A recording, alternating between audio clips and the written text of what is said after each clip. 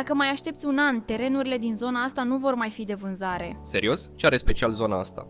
Toate sunt pe strada Gării. Unul are 500 de metri pătrați, colț de drum și deschidere generoasă de 26 de metri.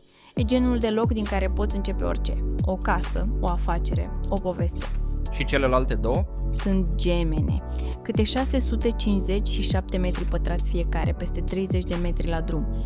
Plane, curate, gata de construcție.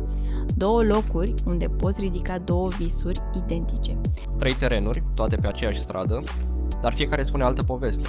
Alege acum, peste un an, nu o să mai spui cât costă, ci ce păcat că n-am luat. Cât costă? Ha, ha, ha, ce întrebare bună. Prețul pentru primul teren este de 12.500 de euro, iar surorile gemene fiecare cu câte 16.500 de euro. Sună acum. Mâine terenurile acestea vor avea deja altă poveste. Case Rom. Pasul spre casa ta.